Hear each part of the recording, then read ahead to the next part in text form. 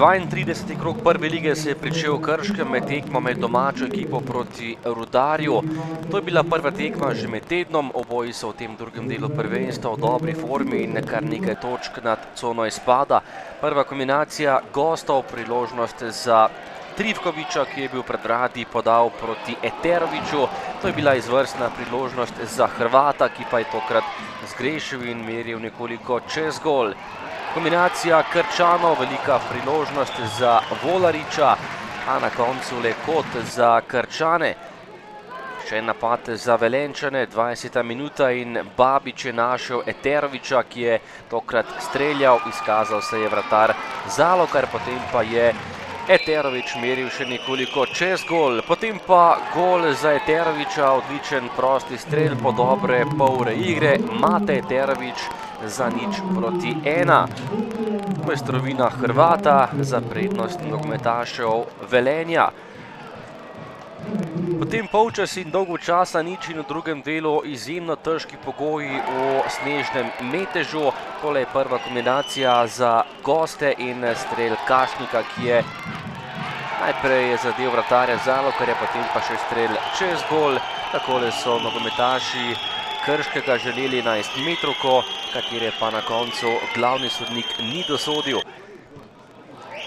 Do konca dvoboja v težkih pogojih še nekaj obetavnih akcij. Najprej Babič sam pred vrati, obramba Zalokarja, ostala je pri prednosti Knapov. Na to strel Prašnikarja, nekoliko mimo desne vratnice Zalokarja. Potem pa še sodniški podaljšek globoko v sodniškem podaljšku kot za Krško.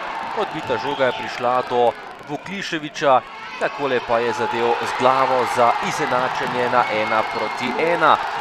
Tekla je že 97. minuta, izid je bil izenačen, Krčani so vztrajali vse do konca in bili zato tudi nagrajeni.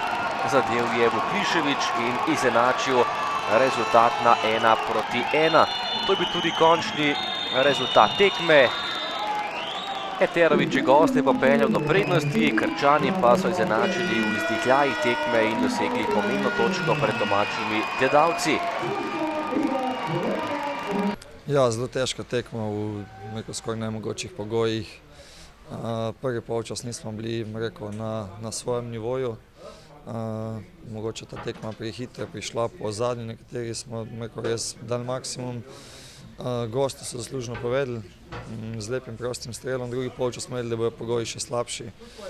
Vedeli pa smo, kaj nam danes pozitivni rezultat pomeni v boju za mesta. Fantje so pustili res srce na igrišču, se fanatično borili, verjeli do zadnjega in mislim, da smo zaslužno izenačili.